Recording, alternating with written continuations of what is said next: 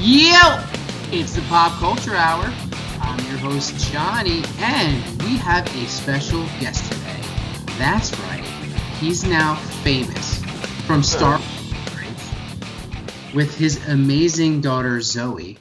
Mr. Mike Hinton. How are you, sir? Good. How are you, Johnny? I am good. I am good. I am so happy to be on your show. Uh, it's a good mix of everything I love, and yeah, Yeah. thanks for that intro. I'm famous for crying when my daughter, giving her a hug. I think that's just.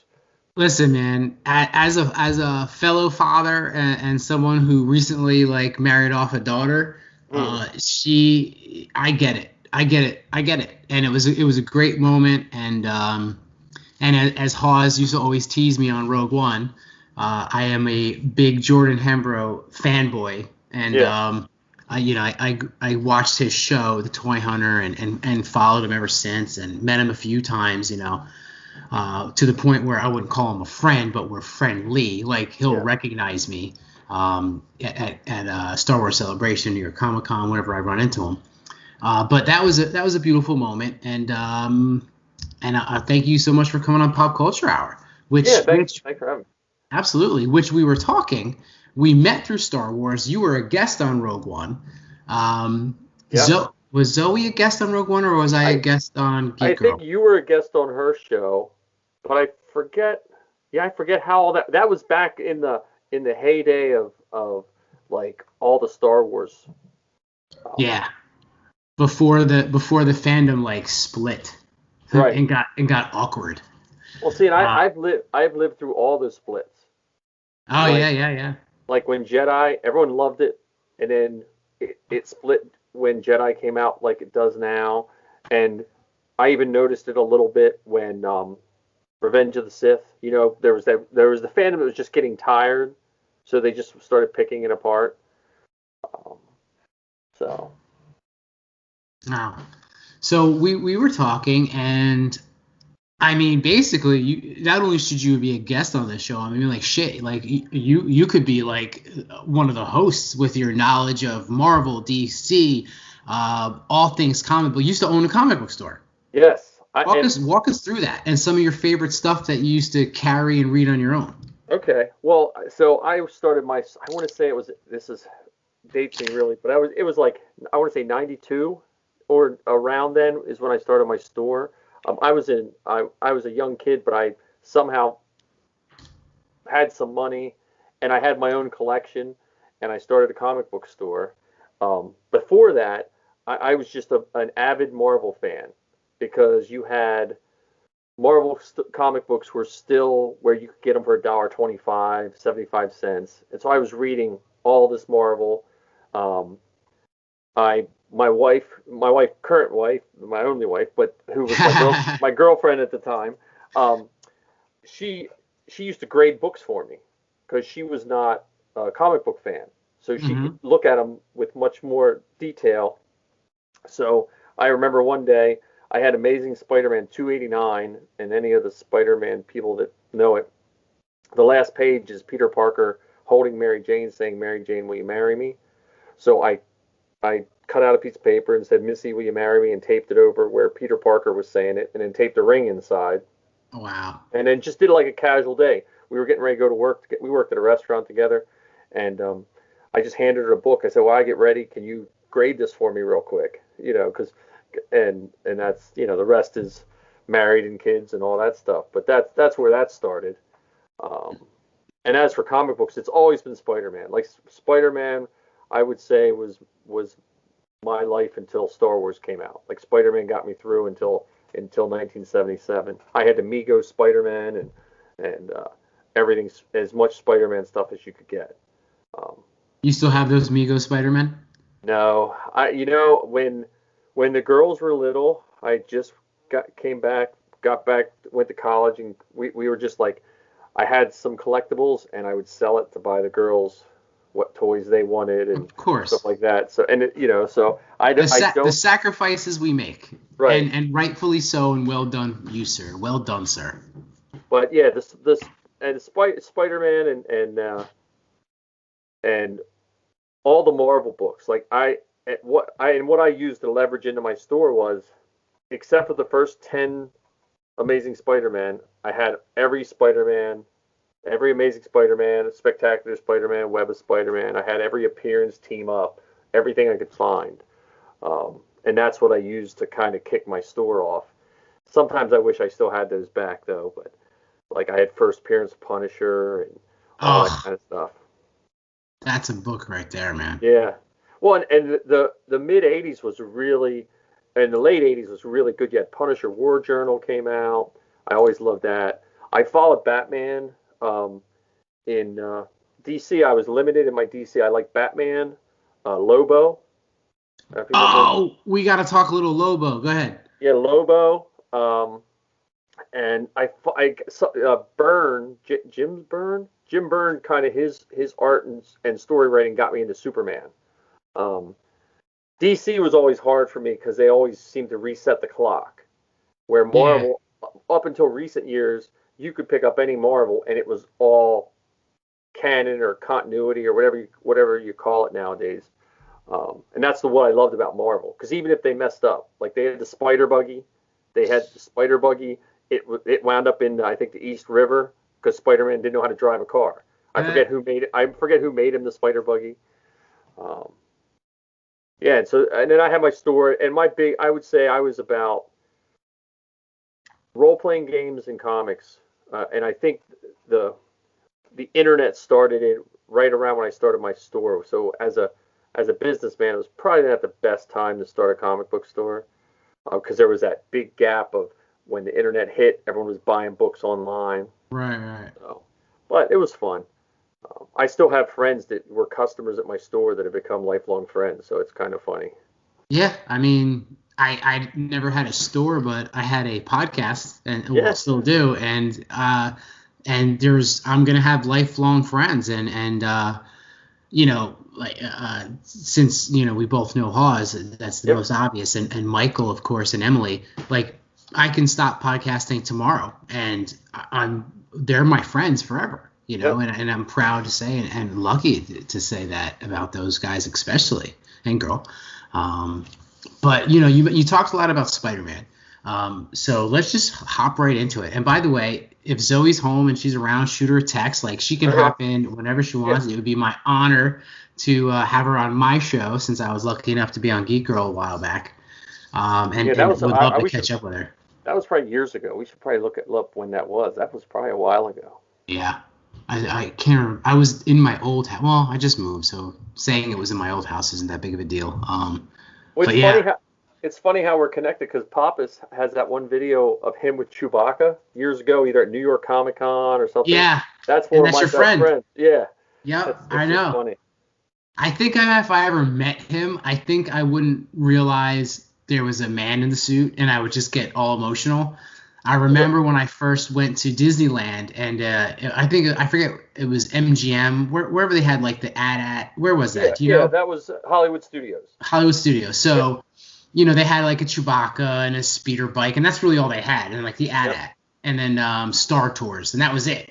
yep. And I saw Chewbacca, and my wife and was there obviously, and my kid, and like my kid ran up and took a picture, and my wife was like, "Go ahead, I'll take a picture of you and Chewbacca."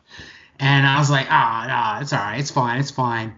Just when I got within 3 feet of him, I turned into like a 10-year-old kid. Yeah. I had this just glowing smile. I shook his hand. I was so happy to be there. Like I was like, oh my god, oh my god.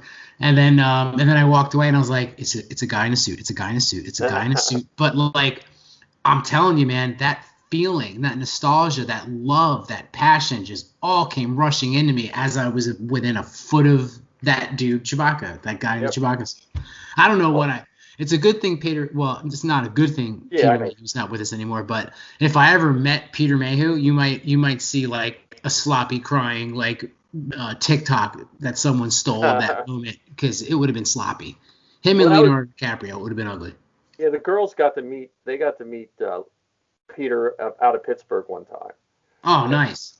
and yeah, and he was nice. I got to talk to him for a split second because he was hanging out smoking a cigarette in between shows. So, Um, but yeah, he seemed nice. I know you guys aren't big Anthony Daniels fans, but he's still one of my favorite. He was. I just saw him so nice to people um, at the one con compared And, to. and yeah, it's just in case people don't remember or aren't Rogue One crossovers to pop culture hour. So, well, here's the odd thing. I love the action figure C-3PO. I army build vintage Chewbacca and army build Yeah, vintage 3PO. So the fact that I don't like Anthony Daniels is very hard and conflicting for me. yeah. But it's basically how he treated oh my god, I'm freezing. R2D2 Oh, but Kenny Baker. Kenny Kenny Baker. Baker. Yeah. So when I read multiple stories, like when I got into podcasting, Right. like I heard and read multiple stories that he just treated him like crap. And then you would have people like Mark Hamill and Harrison Ford, and like maybe not them specifically, but people like would say like, yeah, dude, he was straight up nasty to Kenny Baker. Yeah. Then obviously like I'm gonna stay up for R2. Yeah. You No, know? that's understandable. I don't know much about Kenny Baker. I see Kenny Baker and the guy who played Vader. My mind just went blank. David Uh, Prowse. David Prowse. When I was a kid, so back when I was a kid, you rarely saw any reading or writing about um, the actors. You just, there wasn't. You had Parade magazine or something like that in the paper. There was no internet. But I remember reading about Kenny Baker um, and David Prowse being two of the hardest ones to handle when they were like on tour. Like just they like to drink and they were and that's all I remember. Now some of the guys I didn't get to meet Kenny Baker, but some of the guys around here he came around a couple places too. But I don't know anything about Anthony Daniels other than what I saw firsthand. I would recommend reading his book though, even if you're not a fan, because his book at least I like when people admit they were wrong, and he does that in his book, Oh, which I with Kenny? no, he doesn't talk much about Kenny or the cast. He mainly talks about his journey in the suit.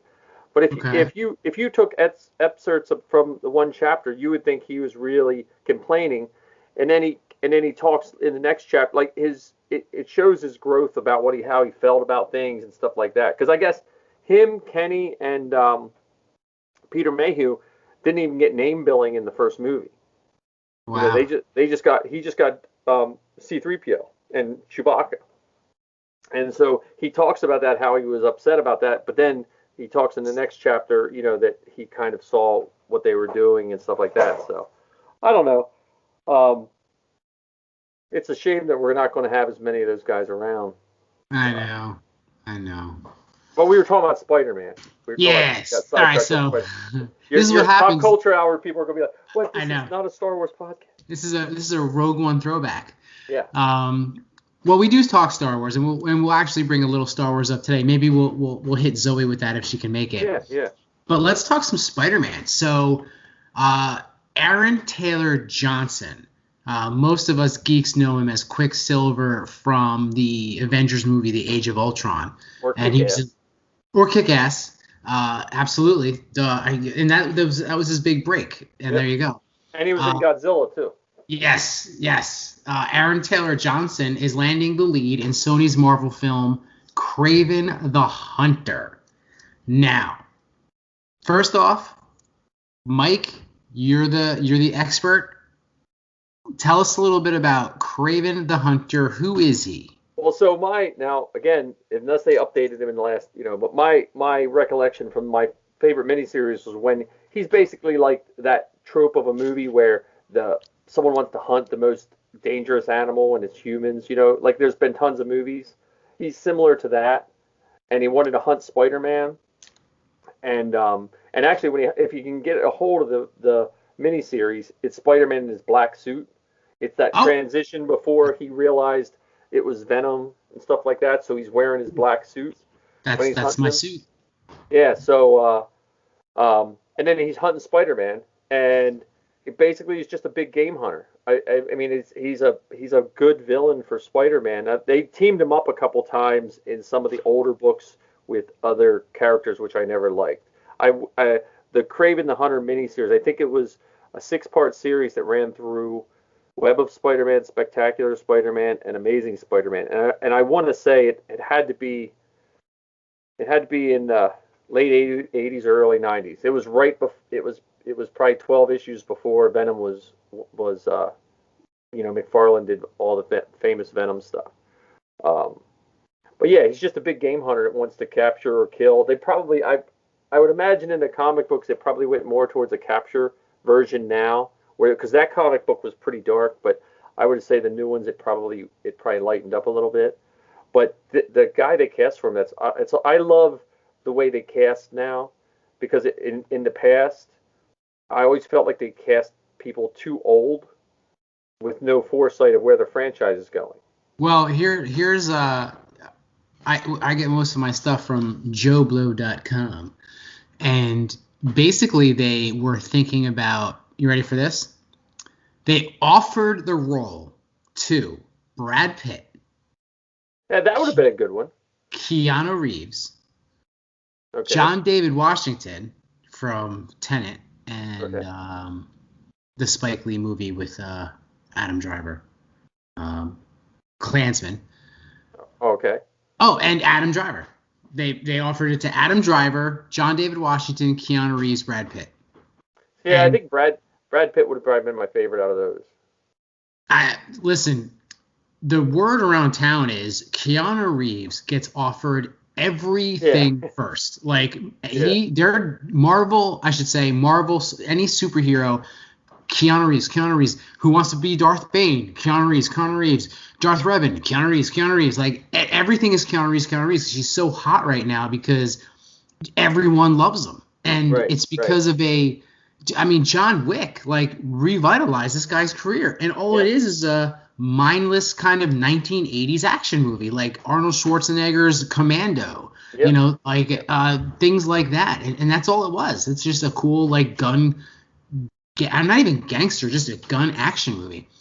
I also think he has a more of appeal of the average guy, where he's not super buff.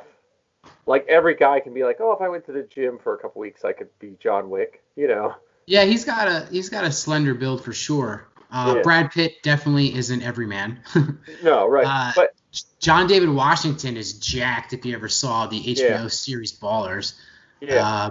And Adam Driver, we all saw what do they call it? Ben Swallow. Yeah. But yeah, so of those, Brad Pitt I think would also be my favorite, with Keanu Reeves a close second. Go ahead. I always thought of Craven in the comic book, like my voice in my head for him was almost like one of those cartoonish big game hunters from like the 30s. Like I always felt like he was like a throwback to almost like one of those people, almost like a Teddy Roosevelt kind of character. Okay. Like, but a little more refined, Right. Well, they went younger because all those guys. Well, John David Washington is younger. Adam Driver. So I guess they didn't really take age into account because Keanu Reeves is in his 50s, Brad Pitt's in his 50s. Although obviously they both look great. Right. John David Washington is 30s at least, right?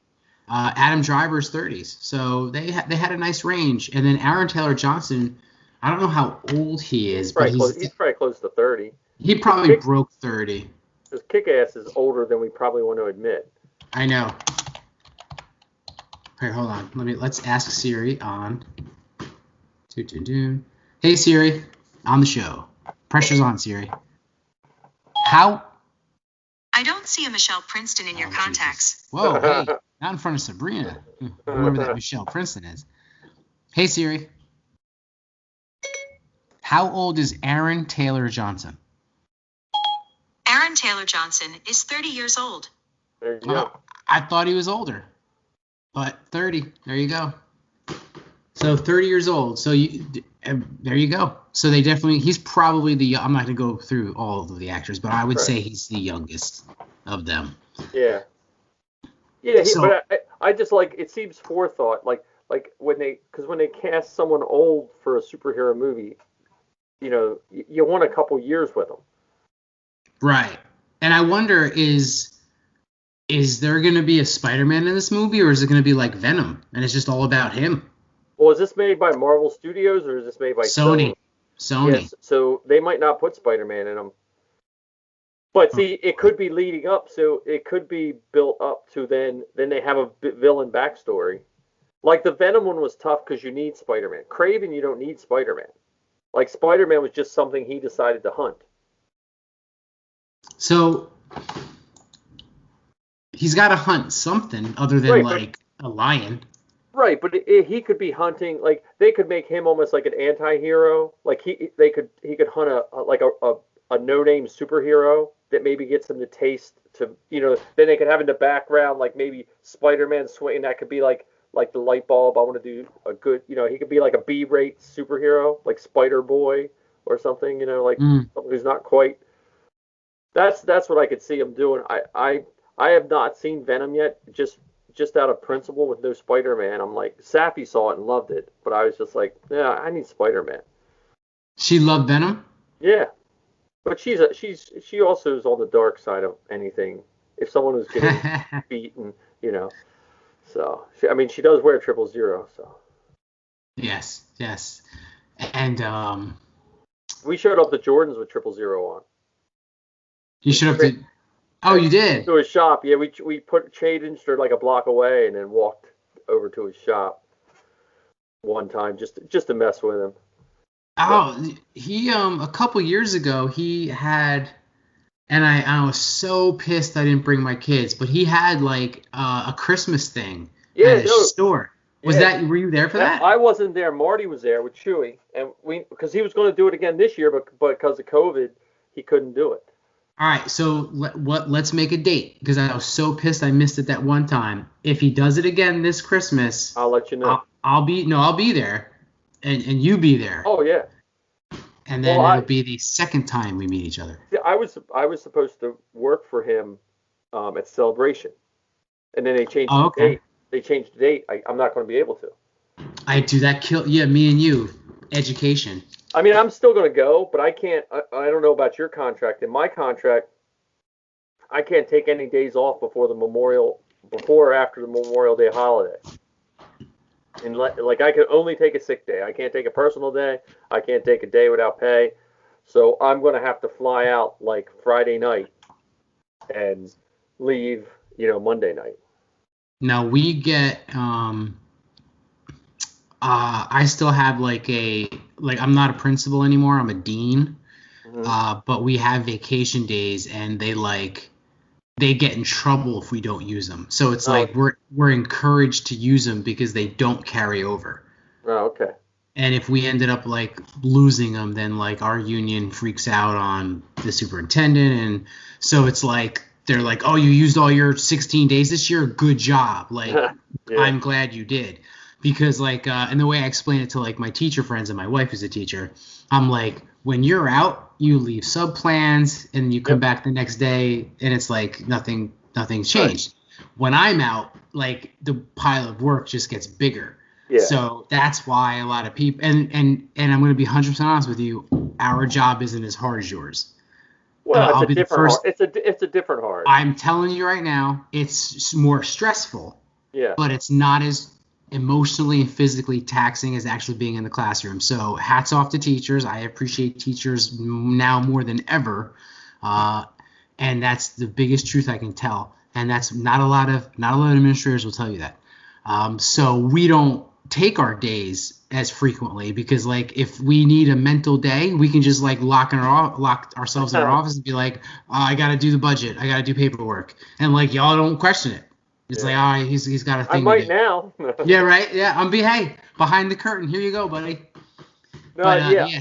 But Celebrate, we'll have to definitely do that because Celebration, I'm still going, but because I didn't refund my tickets from before. I just kept my tickets. I floated them, Oh, so. I refunded mine. Do you think I'll be able to buy one or get they're one? They're gonna have them up for sale, and the last two celebrations, Zoe got a whole set, but I can't wait. To see if they do that, if I tell my kids, oh, sorry, we can't go because we didn't get tickets this time. Oh, yeah. In my family, going to Celebration is like someone going to whatever church you go to. So it's not really an option in my house.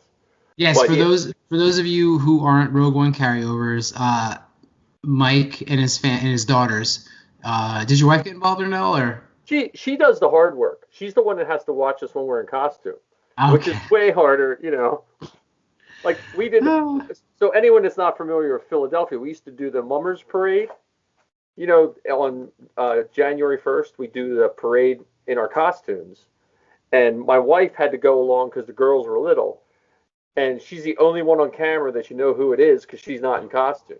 So yeah, she has to do the hard work because once I'm bolted in, I can't sit, I can barely see, you know. And Sappy's like really in 000. She's really locked in, which she'll have C3PO hopefully by the end of summer. So. Right. So Safi, Zoe, and Mike guys are basically like the Paralis family. Like they cosplay and go out and do amazing things. So that's just the easiest way to explain They're like it. the old white nerdy version of them. You're not nerdy. We're all nerdy. If you're nerdy, Yes. we're all nerdy. I mean, here we are geeking out about Aaron Taylor Johnson playing Craven. Oh, Yeah. This is what I wanted to ask you. Craven, or confirm, because I think I know. Craven doesn't have, he's a normal human being. No powers. As far as I know, but that also goes. I would put him in the same boat as the Punisher. Like the Punisher doesn't have superpowers, but what he does in the Marvel universe, he has to have something going on. He has to have, like he's above an average person, but more like a Batman or a Punisher that's like a well-trained person. And I hope they give him the outfit. I hope they give him the tiger vest with the fur and everything. I'm sure they did such a good job with the Vulture in the Spider-Man movie. I hope they go along that same route where they think of a way to make it really look cool.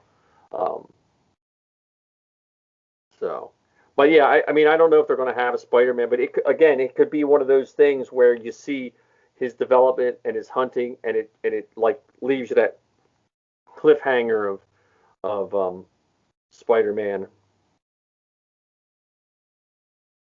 So Nice. But yeah, he's a good, like I liked those old Spider-Man villains, him, Rhino.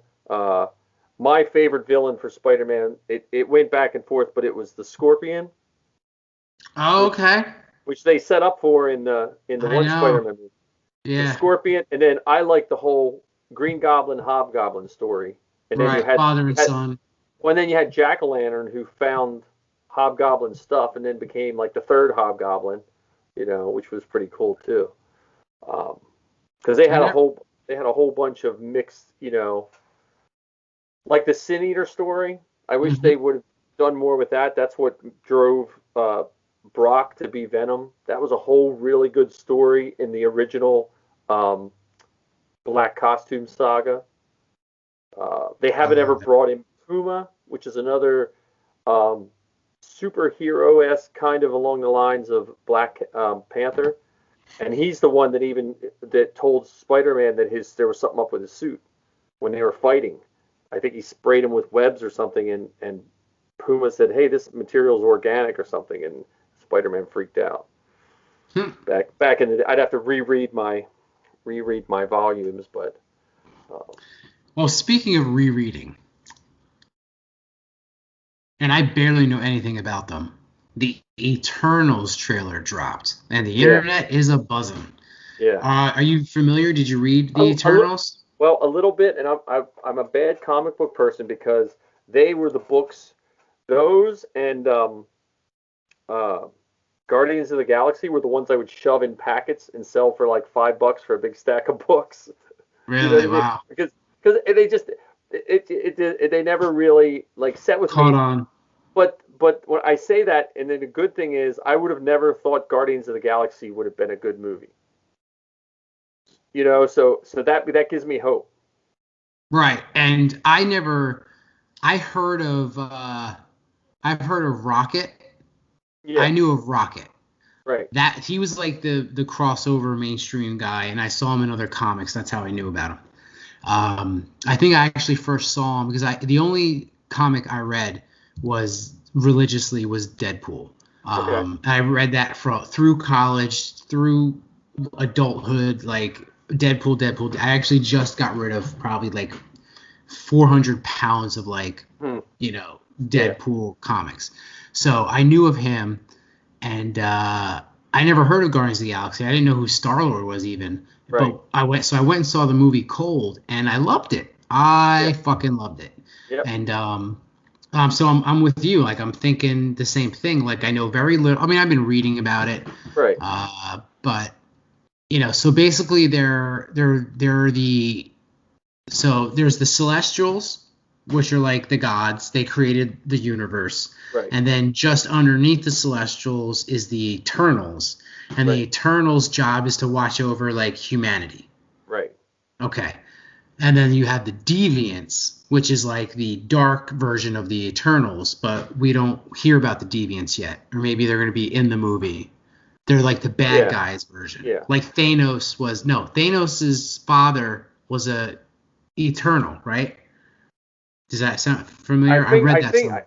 I think so. See, I'm one of those fans too, where I got, just like the Star Wars people got burnt out on certain Star Wars things. By the time the last Infinity War came, I was burnt out on Thanos, because I remember the first Infinity comic book, and I loved that so much. And it proved to me that like fans have to be careful. Like, I don't want to be the same thing I dislike with Star Wars fans when they just nitpick about stuff. I don't want to be that Marvel guy that just nitpicks about everything. Because I would say for me, the Marvel stuff, I really enjoy it. I can't think of, like, my probably least favorite one is still better than half the movies I watch, Right, and that's what I was trying to explain to like a buddy at work. He'll tell like okay, let me just preface this with, like, I didn't love The Last Jedi, but it wasn't because of like, the weird reasons that like sexist people or misogynistic people or like racist people, like, oh, this person was in the movie so I hate it. No. I didn't like it because like I didn't really get the plot and there wasn't enough action in it for me. And the whole Canto Bight subplot just made no sense to me, and it really took me out of the movie. That's why I didn't like The Last Jedi. That's why I didn't love The Last Jedi. I recently rewatched it and watched the whole thing through. I heard you saying that. And I was like, this is a good movie, because if you compare it to my 4 or 5 favorite Star Wars films, I don't like it. When you compare it to the bullshit that's on, most of the bullshit that's on HBO Max and Netflix right now, it's a good movie. Yep. So that's what happened. I stepped away from Star Wars movies for a little while, and then May the 4th rolls around. It's on TBS. I just happened to trip across it, and I watched it, and I'm like, that was good. Yep. And it's just weird.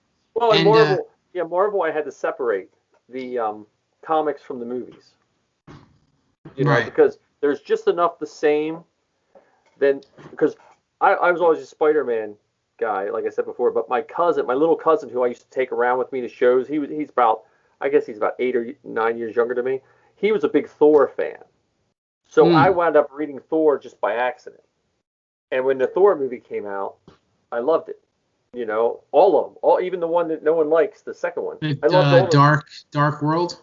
Yeah, because they put, the one thing I liked about that one more than anything was when he threw his hammer and it got lost, and then it came back to him like out of nowhere. That's from the first Infinity War, in the comic book. Thanos sends his hammer into another portal. And then you think all is lost, and then you see a glint of the hammer come flying back. And that made that movie for me. Well, Marvel movies. This is what I was trying to explain to Sabrina a couple months ago. Marvel movies is the new Star Wars. So in the late 70s and 80s, the way Star Wars dominated the world. Yep. Like, now that's how Marvel's dominating the world. And like, my kids are at that age that I was. They grew up with the Marvel movies like through like 6, 7, 8, 9, 10, and now they're 11. Yep. And I can't get them to sit down and watch Star Wars with me anymore. Right. They're just like, can we just watch Infinity War? And I'm like, how about Endgame? They're like, no, we want Infinity War. That's the better one. And I'm like, well, you're right. And like, even Piper, who's running downstairs, she's like, I feel like watching a Marvel movie. I'm like, you want to watch Star Wars? No, I like Marvel movies. I'm more like, so they just, Marvel is dominating pop culture. And I can't hate them for it. They're as a whole, they're better movies. I said it. Yeah, well, And they have the one thing that I always liked about Star Wars movies when I was younger was they put enough background stuff in it that you could lean over to someone who never saw it. And like even when I was a kid, you could say that's Snaggletooth because that's what the action figure was. You felt like you knew a little more. Yeah, yeah, yeah. And at least with Marvel, they're not sticking to the comic books, but they're putting enough like not I don't want to call them Easter eggs because I think some of them are more or even more subtle than that. But they're putting enough in it that the comic books it opens up that comic book memory in your head of what you read. And I would say my biggest fault with my Marvel movies that I don't like is Peter Parker telling everyone his identity. Because that's the one thing I loved about Spider. He wouldn't even join. I think he wouldn't join the Avengers for the longest time because he wouldn't tell them his identity. That was like his guarded secret because he wanted to protect his Aunt May and stuff. Well, that and he was like a kid. Yeah. He didn't Or when Doc Ock fell in love with his aunt, like that was a good story too. Oh, I don't know that one. That went through the comic book, like that was a good storyline. That would have been very awkward in Steve Raimi's Spider-Man 2. That's true. Alfred Molina was probably in his 50s, but he looked like he was in his 40s, early 40s. Yeah. And then Aunt May was like damn near 70. Yeah. Well, Doc Ock was much older in the comic book. But they're bringing it back. Yeah. Oh yeah. That's crazy. I'm happy with. Well, I'm happy with the Star Wars movies too, but I'm happy with what Disney is doing. It's weird because I think people forget that both Disney and Lucasfilm are still separate companies, and both Disney and Marvel are still separate companies. Mm-hmm. Like Marvel runs differently because it's owned by Disney, but it's still run differently. Yeah. They just own the stock. They don't run it. Yeah, right. They don't do the day-to-day. No, they balance the books maybe. They say like you can only have 150 million for the next movie based on blah blah blah blah. That's all Michael Eisner does. Yeah. He just that's it. And Star Wars has the story group, so that seems to be doing okay for them overall. Yeah, and Marvel has Feige, who, if there was a Hall of Fame of producers, put that man in there, or the Mount Rushmore of producers, as they say. He was basically Kathleen Kennedy in the 80s. Yep. When she was producing Indiana Jones and et cetera, et cetera, et cetera, et cetera. Well, I think Marvel fans are more forgiving because comic books aren't overly good with continuity, or they'll fix it later. No, Mike, you know what it is? I'm the average Marvel movie fan, right? Yeah. We didn't read the comics, so when something happens that like contradicts the comics, we don't know. Yeah. Whereas with Star Wars, these fans like absorb everything and live by this canon. So if one thing is out of place in a book that they know only 10% of the fans that watch the movies will actually read, people flip their shit on Twitter. Well, so it's like we're our own worst enemy when it comes to that. I never read the books in Star Wars up until Disney because I tried a few and I didn't like them. But I remember watching George Lucas say the books didn't count. And I figured if the books didn't count to George Lucas, why should I bother reading them? You're a man after my own heart, Michael Hinton. Well, now Zoe's into the new books, and so I do read some of those. And I do like that they're somewhat canon, and they are much better written books. Like, I can't believe I read it, but I read the Queen's Peril or whatever the first Amidala book, and that makes Phantom Menace even a better movie. Oh yeah. Yeah, because it explains like you're always like, why is she wearing like 50 dresses? That seems dumb, And it explains all that in a realistic way. So. Well, don't leave me hanging. Why does she wear 50 dresses? All those women are supposed to distract from who the real queen is. Uh-huh. And they're all trained to mimic her at any time. And then like some of the dresses are like blast proof and have weapons built in and escape hatches and all that stuff. Escape hatch from a dress. Like that one big funky dress with that big. It has like some escape thing, and she has weapons in it. And then, and it's just mainly to have diversion, so people don't know who the queen is. I guess to keep her protected and stuff. Yeah, and they obviously hinted that in the prequels. In the movie. Yeah. But they made all those girls then all those women had had an integral part in the book. Like, they went and did different things, which I don't know. It was a good read. I would have never thought I would, but she was begging me to read it. So we have a whole Star Wars library down here. I think because Zoe only likes paper books. I don't mind reading them on the electronic. But Oh yeah, no, I'm with Zoe. If I was ever gonna read it, I'd have to like hold it like in the paper in my hand. yeah. But so did you see the back to the Eternals? Did you see the Eternals trailer? I just saw the thumbnails of them. Because that was one of those things. I was like, yeah, I'm gonna sit down, and there's a whole bunch of the comic book stuff I want to get caught up on, because we're like in a lull in Star Wars stuff for now, other than Bad Batch, and that's one of those ones I wanted to see. Because what was did they have a television show? Was there a television show about the Eternals too, or was that? No, that was starts with Inhumans. Inhumans, and the Eternals and Inhumans are the ones I always get mixed up. It either got canceled, never made, or was just terrible that no one saw it. It was one of those. Yeah, I only watched it because I remember the Bulldog, and I'm a Bulldog snob, and so I was like, oh, I gotta watch it. But yeah, I only got through one episode of it. It's terrible, right? Yeah. Well, that's the stuff.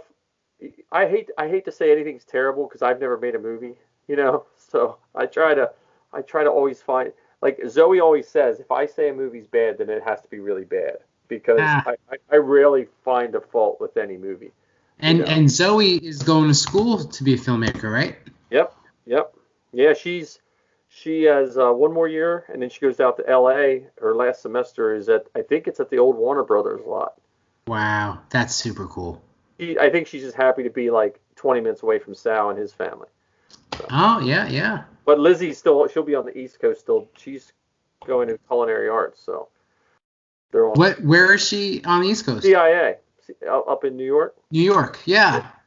Because we usually make a trip once in a while. We'll swing by and see Jordan, and then we'll go see Lizzie, or we'll go pick Lizzie up and go hang with Jordan. So it's like our little route to go visit. Oh, that's awesome. But tell Jordan I said hello. I will. Yeah, Marty and I are restoring his yak face. His life. Oh, the statue. Yeah, he wanted it painted like the action figure. So that's smart. He just finished the arm today to fix. There was some stuff that he kept falling apart. So Marty's going to do all the final painting, and then we'll run it up to him one of these days. I always wanted. I haven't been up there yet. Hollywood Heroes, it's called, right? It's a nice shop. Yeah, it's a nice shop. I picked up. I picked up the Pop Stormtrooper on the Dewback, Sand Trooper on the Dewback last time I was up there. I think that's the last Pop I'm ever buying now. Oh yeah. Well, I've redid my basement, and so for any whatever fandom you're in, Pops are like potato chips. Like when you start, like I've just redid my basement. I'm like, I don't know where I'm gonna put all these Pops. So. I like I don't own. Oh, that's not true. I have about 10 to 12 that I've gotten as gifts, and I decorated my office with them. Yeah.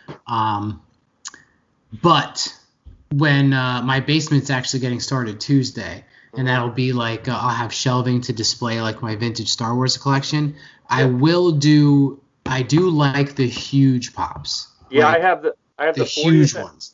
I have the 40th anniversary Fett. Ooh, can I see it? Yeah, hang on, let me grab it. My man. Oh my God, you guys listening who don't watch the YouTube show, his basement has like a blast door, and he's got all these crazy masks that he designed and made. Amazing. And Mikey's back. There he is. That's awesome. Those are the ones I like. I would buy that one, and like, the Hulk one from Thor 2 I saw. Yeah. So I'll get those, and then because then it's like worth it for me, Yeah. I don't like you said, the little ones, like they're just addictive. But like, give me 5 or 6 huge ones. I'll line them up on a top shelf, and I'm good. Yeah, I got the Baby Yoda, the big one. I have my shirt on Perryville Porgs. My robotics team was Perryville Porg, so I bought the big Porg to take to a robotics competition. But yeah, I I'm gonna probably get rid of most of the smaller sets. Like I was what was that where you could get the pops, Star Wars pops every other month. Oh yeah, Bounty something. We were getting those, and it just Overwhelming.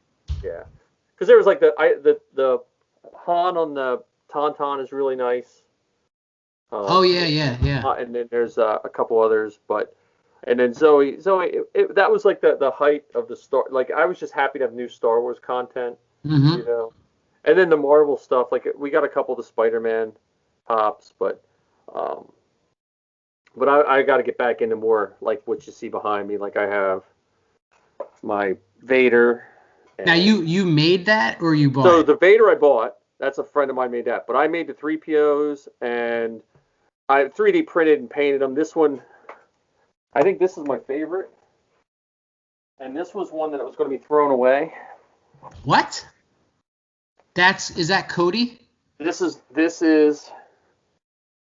Oh wow! Can you see in the lens? Yes. So the finale, the last shot of the finale, right? Yeah, it was snowing, and Zoe just wanted to make some videos. So I painted it. This was going to be a throwaway 3D print, a bad print. So I painted it, and then I printed off the Vader shadow and put it on a piece of paper and taped it in the visor, so you can't see out of this, but you can see. I don't know. Can it? Does the reflection? Yeah.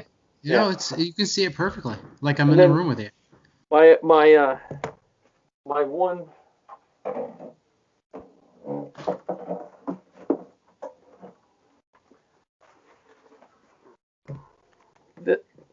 This was my first hand sculpted.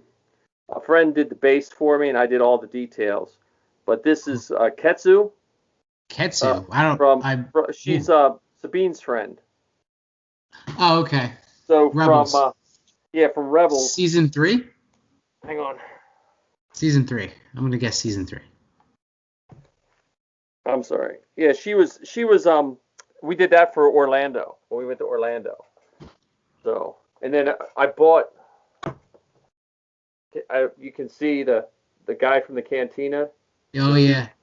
That was some lady in California's husband died, and she was selling all these masks. So. Oh wow. I was like, yeah, I'll take those too. Yeah. So, but yeah, right now I'm mainly working on perfecting making 3POs. Dude, you're crushing it. Yeah. So. Do you get him?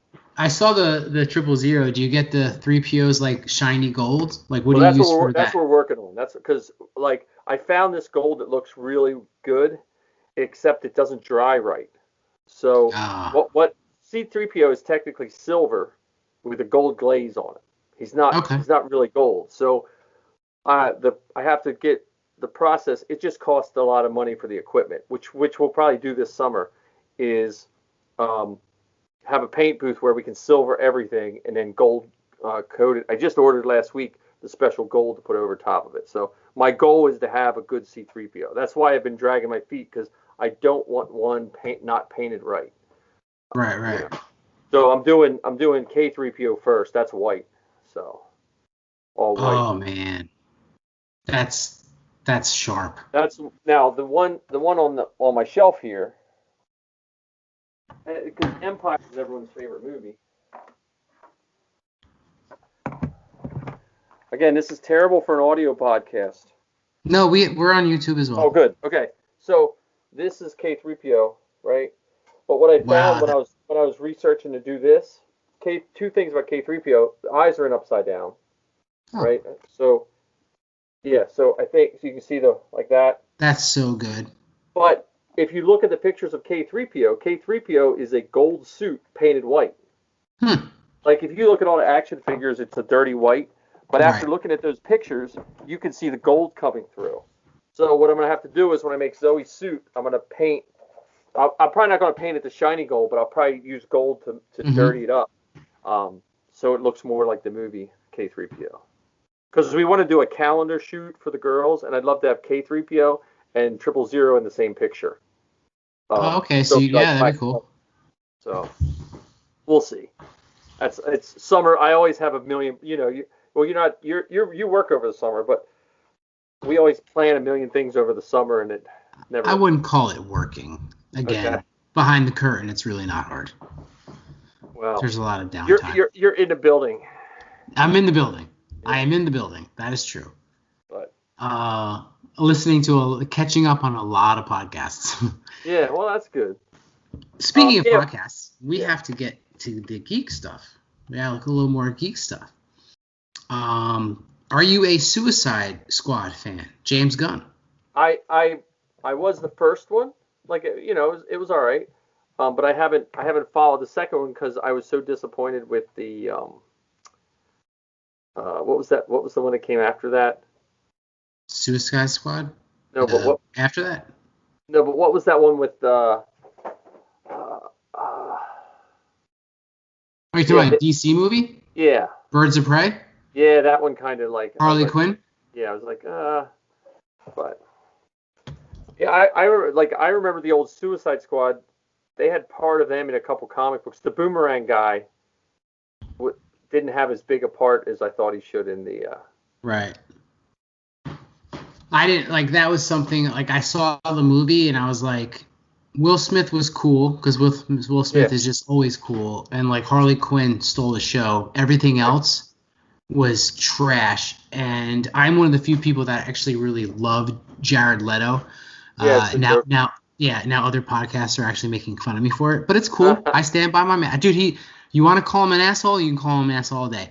The dude is a fucking phenomenal actor, and I actually liked his Joker because it was different. Like if, Joaquin Phoenix won an Oscar for playing Joker, but it was so similar to Heath Ledger. I give Jared Leto and the director, David Ayer, obviously, a lot of credit for doing something completely different. Well, and probably closer to what the comic books represent the Joker to be. Yeah, I was going to say, if you read the 50s Joker, it's probably, if you take the 50s Joker and just modernize it to today, Leto's is way closer.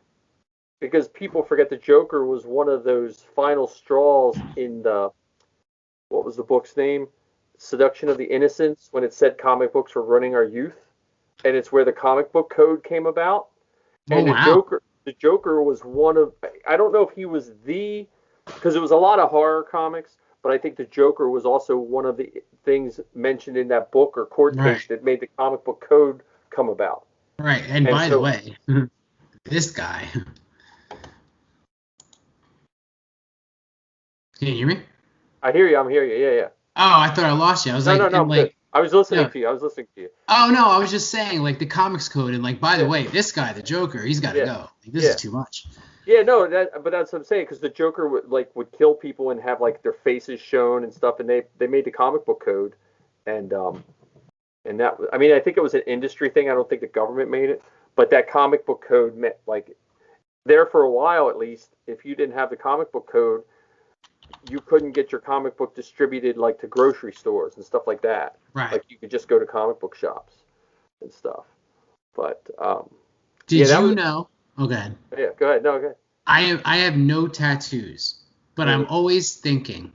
Do you ever think about getting one though? I do, but I also think about what tattoo I was thinking about 10 years ago, and it wouldn't be whole. I'd have Usagi Majimbo on my shoulder if I got a tattoo in the 90s. So here's you ready? Yeah. The comic book code, what is it called? Comics Code Authority. Yeah. That symbol. Do you remember what it looks like? Yeah, it's like a stamp. It's like an A and then a C on its side through the A. Yeah. And then it looks like it's on a postage stamp. Yes, but I wouldn't do the stamp. I would just do the AC. Yeah. That would be pretty cool. That would be pretty cool. I have yet to do it. I still joke around with Sabrina. So I'm still like relatively in shape.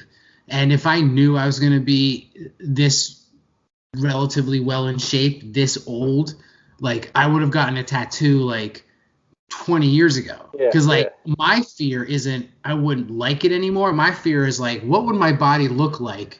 When the tattoo's there, when I'm older and gained weight and stretching the skin out, you know what I'm saying? That's the character in Wolverine, remember? Yes, the Blob. The Blob. Yes. Yeah. Exactly. So that's why I never got a. So now I regret it. Because like when I really thought about getting a tattoo, I was like 30. So if I could have gone like, all this time with it, I would have. But Well, fucking no. Zoe got one on her 18th birthday. Oh, what'd she get? She got hair symbol down the middle of her back. That's She pretty. didn't tell anyone. And I used when she first went to college, it was hard for me, so I was calling her every day. And Aw. and I was You're calling her when she was walking back from the tattoo parlor. And I was like, "Hey, what adventure?" I would say always stupid stuff like, "Hey, what'd you do today? What adventure did you get today?" sure. But now she was in a uh, Star Wars group because they were in lockdown kind of at Temple where they could only hang out in their dorms, this last marking period because of COVID and stuff. She was in there was a Star Wars fan group Mm-hmm. that would meet once a week. That kid never told them she was on our Star Wars stories or had a podcast. I was like, really? You I'm didn't leave? surprised. I'm surprised they didn't like hear of her or like know her already. If they Well, were that big of a Star Wars fan that like would have a club on campus. well, but I think there's still that barrier. Like, I don't want to be like gatekeeping of fans, but I think like you and I have well stepped past a certain level of fans, and then I think there's just fans like like the simplicity of I just like the movies. Right, Like right. if you talk to some Star Wars people and they'll come to my house and they're like, "Oh, I didn't know they made this and that." So I think there's a lot of people that are just, very, and I'm that way. I'm that way with probably things I don't realize. Like my kids, Sappy played lacrosse for the first time. I knew nothing about sports. I was raised by my grandparents. There was no sports involved in my house. And when I go to lacrosse games, that's a whole world I never even knew existed. You know, I'm like, really? You sit here all day Saturday morning? I'm like, what? That's awesome, dude. That's a pretty violent sport. Well, That's the cool girls is she the does that. girls is different than the guys. Oh, The you girls, can't hit as much? yeah, they encourage them not to wear helmets or anything. So it doesn't. It's more of the skill. Like it's way different than the guys lacrosse. Oh, wow. So I don't know. I That's like I said, crazy. I sat there. I'm like, I'm just watching. I know enough to when they score, and you know, she's done. She graduates in a week. She has senioritis, so she's off to her adventures. That's awesome. So she graduates this Yeah, month, next a week and a June. half. Yeah, wow, I, crazy. I bought the giant Darth Vader that sits on top of Burger King. You saw it on Facebook. I bought that. Yeah. I bought that, and we're gonna hang a sign, "Congratulations" in the front Oh, yard. that's That's awesome. that's why I bought that just for that. That's so cool, dude. So you're gonna have the empty nest syndrome. Well, she's commuting from home, so she has 4 more years because Millersville's 10 minutes from our Oh, house. okay, okay. Oh, so all 4 years. All right. Yeah, All right. which So is you saves delayed her it. some money. Yeah, You delayed it a little bit. but Ah, you get yeah, a well, dog. You'll be all yeah, I got two. right. I'm busy. I got plenty, but yeah, well, and I'm hoping I'm hoping Jordan does season 3 of our Star Wars story because he said he'll do Sappy maybe. Oh, that's awesome. Does he get to pick or like I think so. Like I think he's like the producer too. Like when they came to our house, it was Matt Martin and Dan Brooks, right. and Matt Martin was so nice. Like he signed. I actually sent him a 000 helmet, but he signed the inside of Sappy's 000 helmet for me, and we got to hang out with him because they were here a day and a half. Like I literally thought they were going to just show up with a dude with a camcorder, ask some questions, and be gone. They came with a 5-man crew and a sound guy. The first day they came and they just came into my house and said, "Look, can you move everything out of here?" So I had to empty my whole first floor, and they're like, "Can you take the TV off the wall?" I was like, "Okay." So I took the TV off the wall, That would have sucked.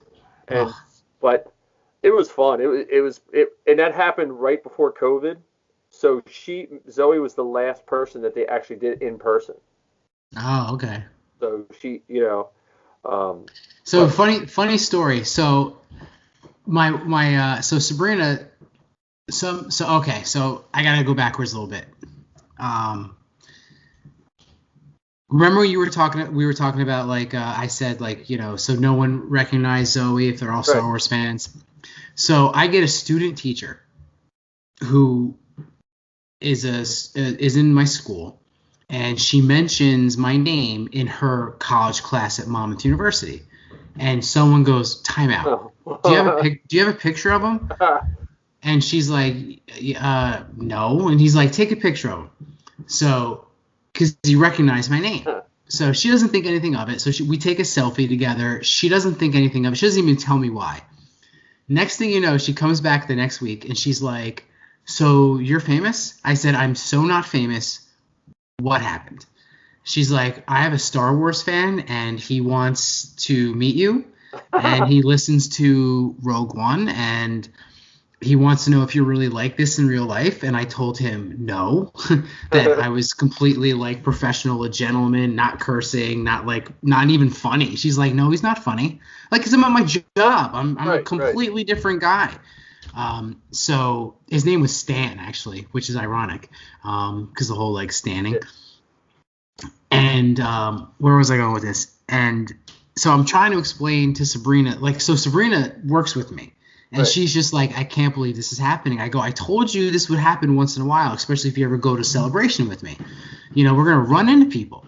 So fast forward, I'm on YouTube one day and I'm going through the Star Wars stories and I go, in order, I was like, you see that guy, Sal?" I go, "Not only do I know him, but like we're friends." And she's like, "Whatever." And I'm like, "No, I swear to God." And then so just Sal, if you're listening, or we got to tell him like my wife doesn't believe I know you. So that'll be fun. Like when I get to California and I'm like, "I told you." And then of course Sal being Sal will pretend he doesn't know me and probably call a cop just to sell it, right? Then Robin, who I've become very friendly with, she was on Rogue One, and I don't think we ever got to meet up yet, but like we just missed each other at Star Wars Celebration. Texted each other back in the day, definitely communicate on Facebook through toy groups. Robin Bulker's episode. And I'm like, "I know her." And she's like, "Stop. You're embarrassing yourself." I'm like, "No, I really do." And I was like, "Look, I'll text her right now." And then I'm like, "You know what? I'm not going to text her right now." Because then it would have been awkward. Like, "Can you FaceTime me? Because we're watching on YouTube." And so I didn't want to put Robin through that. Plus, I think she just had Grayson, so I didn't want to bother her. And then your episode with Zoe, and I'm like, "Sabrina, and she's like, "Will you fucking stop?" And she's like, "What? You don't know the other guy?" And I'm like, "No, I don't know him. I have no idea who that is." I go, "He seems cool though."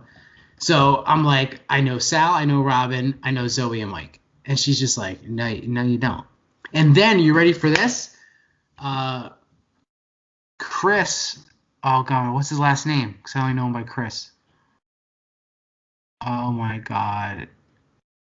I'm freezing. Anyway, I did Steel Show with Chris during Star Wars Celebration. I forget his last name. But Chris was on a Star Wars documentary. And I was like, "Oh shit!" I go, "That's Chris." I go, I know him too. I did Steel Saunders' show. She knows Steel. She knows I know Steel because I have 1,000 pictures with Steel. Yeah.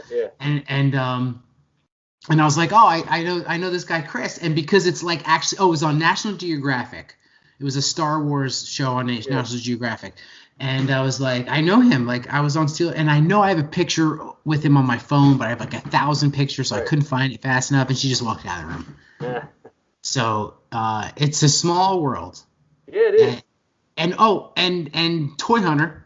I'm watching Toy Hunter on what was it on? It was on, I don't know. It was on a weird rerun And she's like, and I was like, I go, "That's Jordan." I know him too. And she's like, "Go away." And a funny story real quick, because we're at the hour mark. We still have at least 2 things to talk about, so I gotta rush. Yeah. So I told Hawes at Star Wars Celebration, I was like, "Oh, there's Jordan." And I was like, I kind of know Jordan. Jordan will know me. And Hawes is like, "No, he won't." I'm like, "No, really." We're not friends, but I see him all the time at cons. I know him. And he's like, "Go say hi." So I'm like, "Oh my God." So he tapes it. So I walk up and I'm like, "Hey, Jordan." He turns around and he goes, "Hey, Johnny, did you change your hair?" And I'm like, and I just smiled and started talking to him, and the Hawes stopped recording. He's like, "Damn it, okay, Johnny got that one." I think Zoe walked by Haas and didn't, because Zoe gets tunnel vision and celebration. So I think she walked right by Haas, because when I was talking to him, he's like, yeah, your daughter just walked by me, because I ran into him with Safi, and so we got a picture with Haas at Chicago. Chicago was, I think that was. Now I've only been to two, but I liked Chicago better than Orlando. I liked Orlando better. It was just a different like feel in the fandom. Well, maybe I think for me it was it felt like, to me, it was easier to get to the, like, our hotel wasn't far. We were at the Hilton at Orlando, but when I had two kids in costume, it felt like it was taking me forever to get to, I can imagine. With Safi, it took us we were just across the bridge in Chicago. We were in that hotel. It was at the Hyatt, when everyone was connected. It took up to 2 hours to get her over because people stopping for pictures. Really? When she was in 000. So we had to take her mask off there for a while and just let her walk in so she wouldn't have to stop for pictures. So. Wow. Because she has a really finite amount of time in that costume. Because it takes until you just sweat to death, like. It takes 45 minutes to bolt her in. Oh. And then the little eyes. There's little. You can be there. I don't know how close that gets. Yeah, no, those you're little good. Circles. That's all she can see, and that's the only place she gets air. Can breathe. Yeah. And see, and it's pretty dangerous, man. Well, that's why she always has a spotter. Like she couldn't just put that on and walk around, and so she has hand signals. Like I know if she starts like putting her arm up, well, she can only move like this. Like she can't touch her head, know. Now she's skinny enough that she has more mobility than most of the grown men that do it, and she lasts about 6 hours, where most guys last about 2. Wow. So. Well, women are clearly tougher than men. Yeah. Well, like, and we know that's true. And she's been doing those kind of costumes since she was 4. Like she started as a Jawa at 4 years old. So, and that's a tough I remember.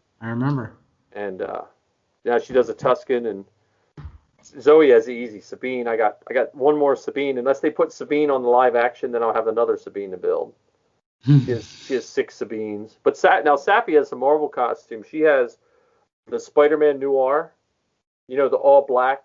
Dude, stop. Of course, dude. Nicolas Cage was the fucking man in that movie. Yeah, she has Spider-Man Noir. She has Spider-Man with his hoodie, the red hoodie and the blue. The homemade one. And then I think we did some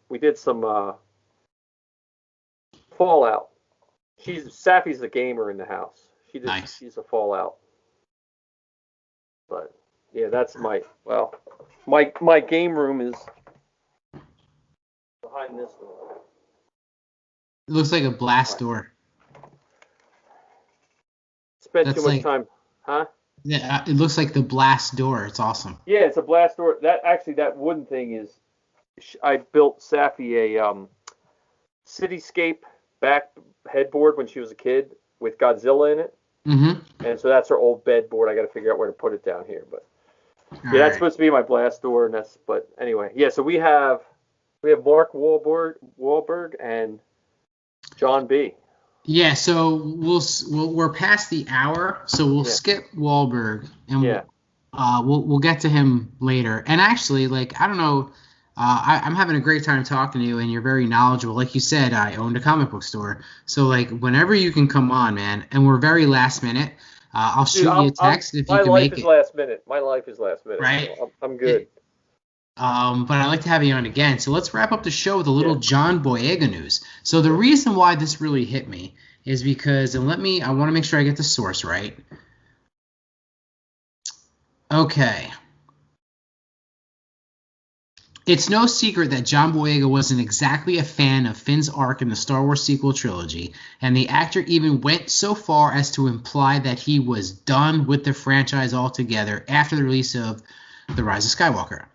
It's easy to see where Boyega is coming from. Although Finn was arguably just as important as Rey, true, and Adam Driver, true.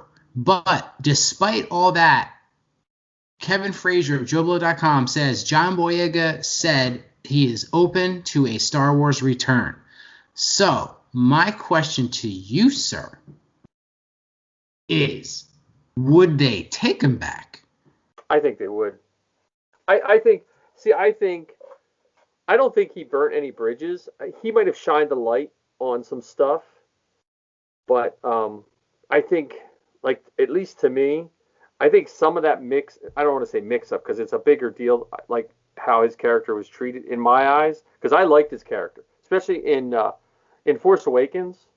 Like, I was all about, like, I liked his character, like when he went to save her, from Starkiller Base and all that, like that. I just loved that whole thing about him, and so I hope they would take him back. I just think, and I know nothing about any of this other than just what I've seen for over years. I still think a lot of the mix-up of those first three movies, and I just listened to part of the J.J. Abrams interview about what he's talking about. So we should, and this ties into that. So J.J. Abrams recently said on Collider that, yeah, we basically didn't have a plan, and it's better to have a plan, although he's done things that turned out great where there was no plan. Right. And then he implied or said that even George didn't have a plan. But the truth is, George definitely had a plan. Yeah. He might have changed it, but he had a plan. And JJ admitted, and Star Wars Twitter's going batshit crazy, that I knew it. There was no plan. And so go ahead. I just wanted to catch the audience up. Because it may, because we're both in a teaching background, it makes me think of, you have that one job at school, like it might be like 8th grade science or whatever subject everyone has a problem with, and then that one teacher comes in and they knock it out of the park the first week, but then when it starts getting tougher, they kind of fall apart because they didn't have a long-term plan. Where then you have another person that might not be as shiny at the beginning, but they get through the whole year with it. And I think when JJ took over, he was like Mr. Star Wars. Like, he talked about how much he loved Star Wars and this and that. But then when he put pen to paper, like, and I don't know what his job was, like what he had going on, he wasn't willing to commit to 3 movies. Mm-hmm. And then you see what Jon Favreau did. And he was willing to commit, because I'm sure he had to turn down stuff to do The Mandalorian. I am sure he had to turn down stuff when he did Iron Man. And when he did Iron Man, Jon Favreau, when I first heard an Iron Man movie was coming out, I was like, oh, okay. Until I saw visuals, I was like, yeah, that's going to be another Fantastic Four 1989 movie, Right. And I feel like JJ didn't commit, and then his non-committal is what hurt the characters. Because, like, George Lucas, plan or not, you could tell he loved those characters. Whether you agreed with how they went, like even Han Solo, where you had the actor not wanting to do Han Solo, he still made Han Solo come through the storyline.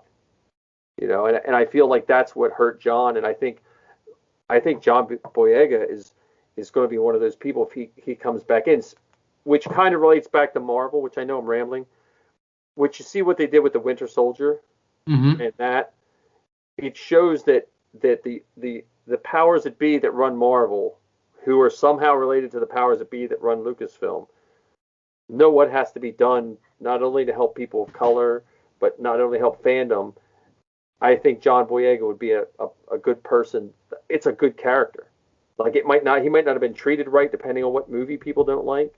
He might not have been treated right, but he has good character qualities, for anything Star Wars, in my opinion. No doubt. When he was fighting, at the end of Force Awakens, like he knew he was probably going to die. You know what I mean? Like, when he was fighting at the end, like, Force Awakens holds a place in my heart, because I think the first time I watched it, I watched my girls longer than the movie. Oh, the reactions. Yeah, because it was just the first. You're such a good dad. And when it still tears me up when Rey calls the saber to herself. Oh, Like fucking great moment. that was just, you know. A lot of people. So let me go back to the John Boyega thing. So I agreed with him that Finn got the short end of the stick in the sequel trilogy, and really The Last Jedi started that path, because you can't complain about Finn in episode 7. I froze. Right. The Force Awakens.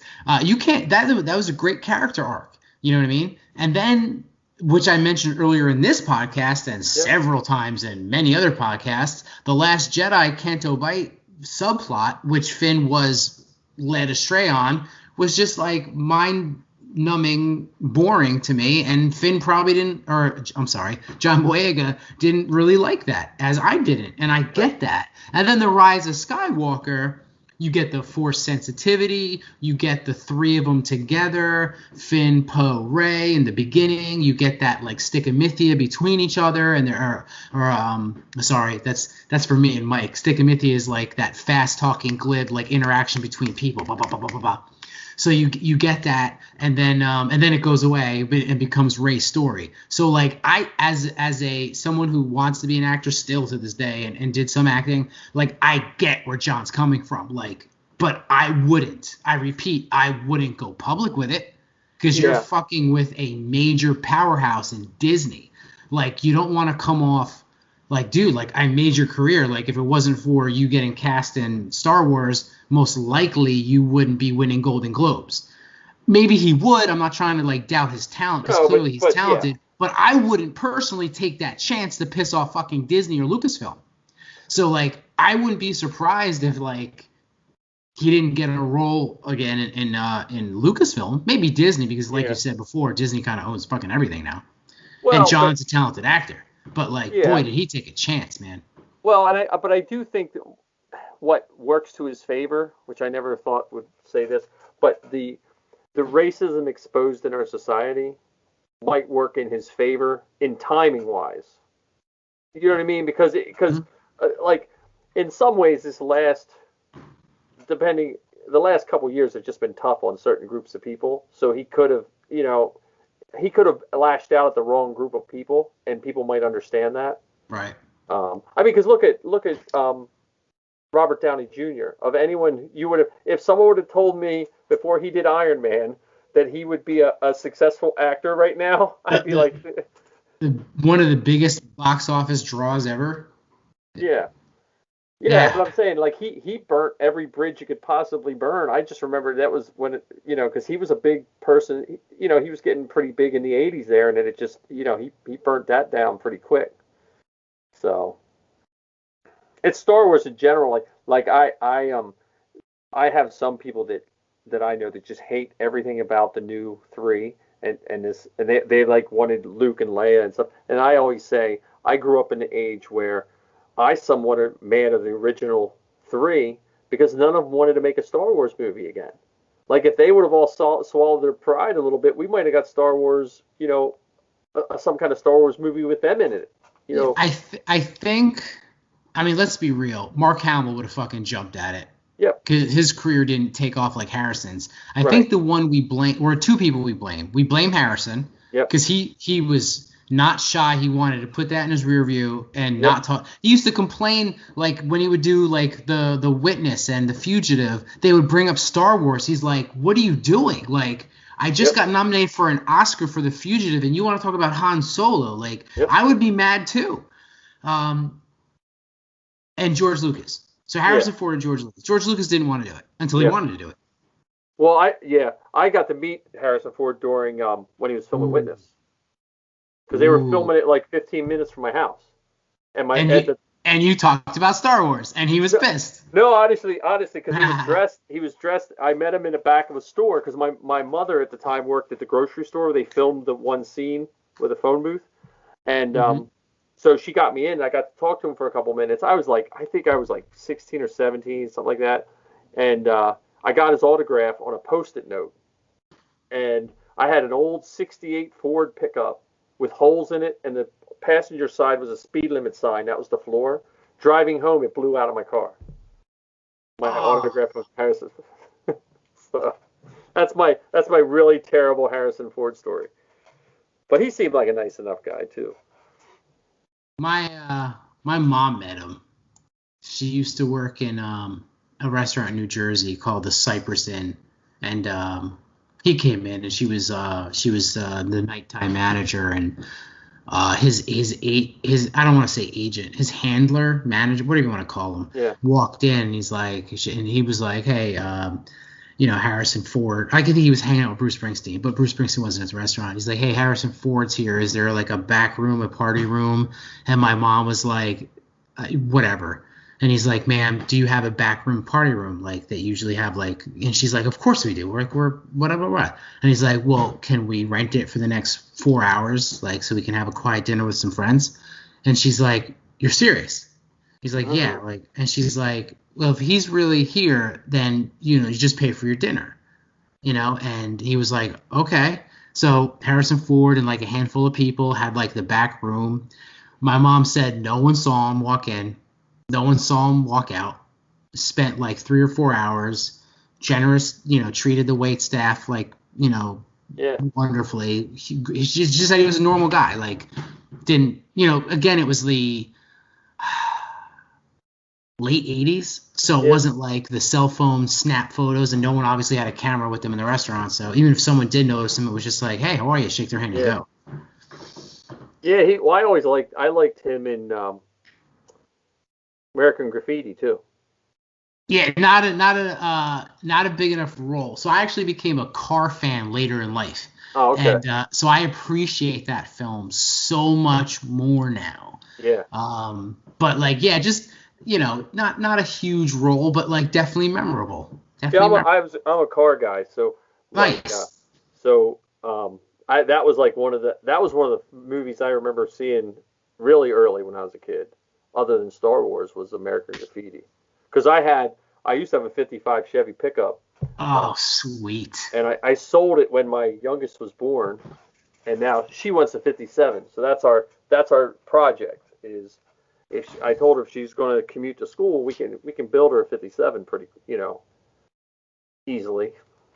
That is awesome. And then we'll paint it to look like 000. Sick. Can you paint cars?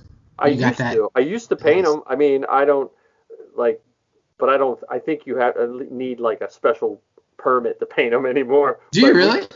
Because of air quality and stuff like that. Oh, I see. I don't even think of that shit. My grandfather and I had like 3 bays, and my first car I built was a '71 Super Beetle for my wife.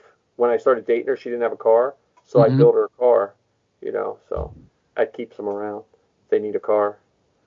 So, and I have a '67 bus in my garage that once I get all my Star Wars projects done, I'll work on that. Nice. There's Jordan's a car guy too, so. Yeah, he's got the Corvette, right? He got a Corvette and a Mustang, an old Mustang.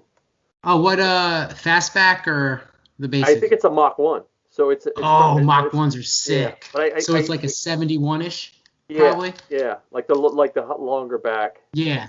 It's the people worry about collectibles. I think of the cars like that I got rid of for practically nothing and what they're worth. Like I sold my '55 Chevy 20 years ago. It was road legal. It needed a paint job and all.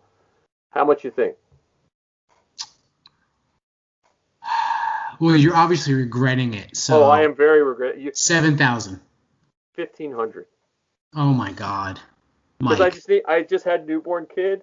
I didn't have any money in it. I drove it for years, and I just needed some money. Some guy pulled up and said, "You want to sell it?" I was like, "Yeah, 15." I know. Dude, 7,000 was low. Oh, you could have gotten 30. 30 today at least. I had 8 or 9 Volkswagen Beetles at one time because we lived out in the woods. We were like every neighbor's nightmare. Our whole backyard was just Beetles. My grandfather and I would work on cars. We used to, just because we didn't have anything to do with them, we just cut them up and throw them in dumpsters.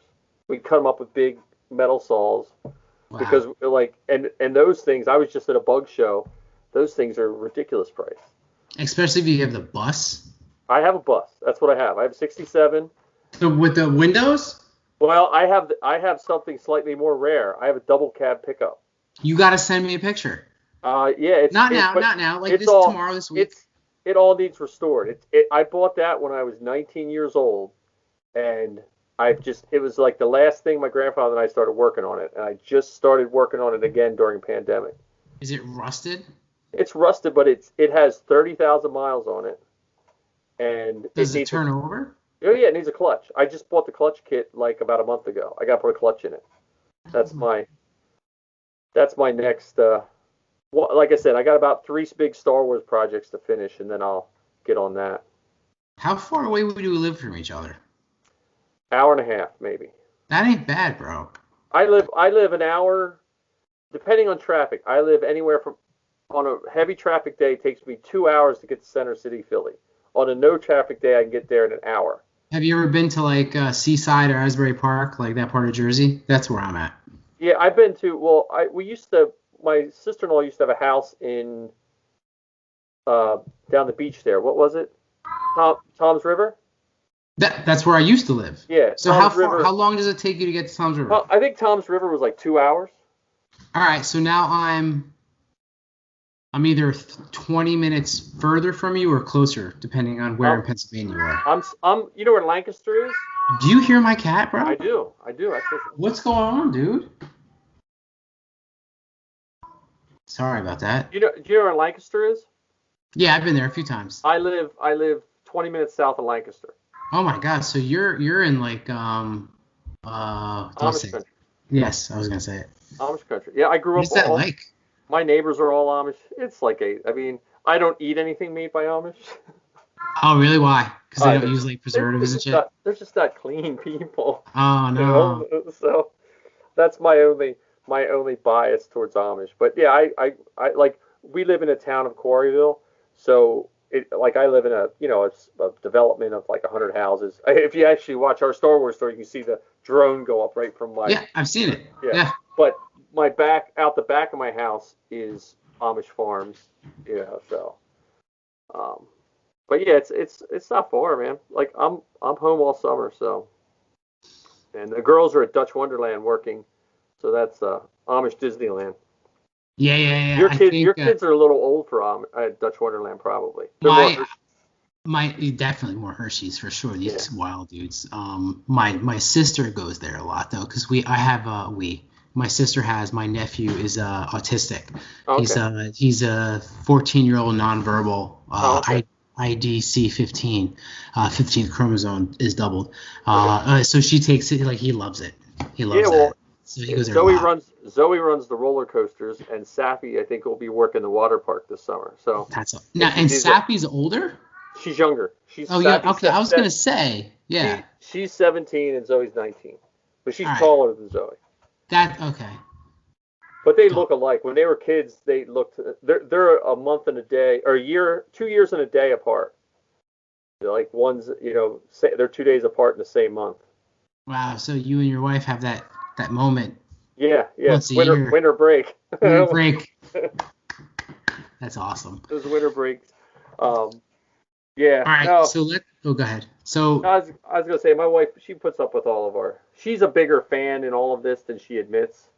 It's just rough. Oh, she has to be. Like, whenever you see your children, like, I am not into anime. Yeah. I enjoyed it in my youth, but it didn't carry with me. My son loves it, and like, because he loves it, I enjoy that he enjoys it, and I'm sure that's what your wife is feeling. Right. You know what I mean? Well, she lets me have 3/4 of my her house. Family happy. Oh God, yeah, I can only imagine. Like, I don't think I think maybe one room doesn't have something Star Wars in it. Like when she bought a cutting board, she bought a Death Star cutting board. So I'm like, funny. We have the Star Wars waffle maker, all that stuff. So. That's so cool. All right, let's wrap this up. We're at 90 minutes. Bill's gonna kill me. Does he do your editing? He does. No, he doesn't do the editing. He does the YouTube show. And he'll so what he'll do is, like, when you mention 000, he'll put a picture of 000 up. Oh, okay. You know what I mean? Like he'll do stuff like that. But he tries. He's like, dude, Johnny, can you just like make it an hour? And I'm like, all right, dude, I'll try. But this is different because like you're not a. Well, I'd like you to be a regular host, Hey, but I will come on every time and any time. But like I said, dude, like what did I text you last night? This morning, because This morning, I didn't know the 8 I didn't know a.m. the when you sent me the acronym. I was like, what? Because I was that teacher. Do you have the acronym FARMS in your school? No, Free I and know it. reduced meals. Yeah, I know. I taught my first placement was I was at a city school. I was like, I didn't realize we had many farmers, and they looked at me because they would throw these acronyms out. I'm like, That's funny. I'm a simple man. Yeah, so like I texted Mike and Emily last night or 2 nights ago. Mike was like, I can't make it. Emily never got back to me, so she's probably busy. So I was just like, shit, like I gotta have a show this week. So I was like, oh, Mike mentioned he would come on anytime. I was like, let me see if any time is really true. And here you are coming through, bro. I appreciate anytime it. It's anytime. I appreciate it. So next time, we'll get more into. I want to get more into like the Marvel and the DC, like get deep into it. Try and what was I gonna say? Try and tell Zoe I would love to have her on, like if it works out, like where she's home and you're home. Yeah, we didn't get to it today, but she's home every evening because Dutch 109 closes early. So yeah, she was supposed to be doing a podcast with Lizzie, and I don't know what happened. Plus, with the rain and having to pick up her sister, it got a little jumbled here at the end. Do you hear my cat? I do hear your cat. She's going crazy. Like, you're not sick, are you, buddy? It's a 90-minute warning. She's like, come on. Yeah. And she's not really a talker. What? Yeah? Is that so? I don't know. Maybe she's hungry. Maybe I should check her food. She might be starving. All right, my friend. Thank you very much. Hey, before we go, remind everyone where we could A, find you on social media, B, find Zoe, and Star Wars Geek Girl. Yeah, so, you can find me, Mike Hinton, on Facebook, Instagram, TikTok. I'm up to 7,900 followers. I could use some more TikTok followers. You can find Zoe on StarWarsGeekGirl.com. Anywhere you find podcasts, she's on Spotify, all that junk. She's SW Geek Girl on Twitter. Last month they gave away a Keeley helmet to one of her subscribers. So she does a lot of writing on Star Wars Geek Girl. So anyone that's last name is not Hinton or Perales is eligible to win when she gives stuff away. So even Johnny Grosso could win a helmet. I would like to buy one. You come up and I'll help you make one. That sounds cool. You actually offered that last time. Yep. Is it? Yeah. That's a hike though. I would have to like. No, but you'd have to be like get you and Mike and get your wives can go up and shop, at the outlet. Oh yeah. And make a helmet. That'd be fun. Yeah, just do StarWarsGeekGirl.com and check her out. And thanks again for having me. I know I tend to ramble, so we have a longer show. Sorry to who has to edit it? Sorry. Bill. Sorry, Bill. Sorry. Awesome. All right, cool. So again, thank you so much, and everyone, take care, and till the next one.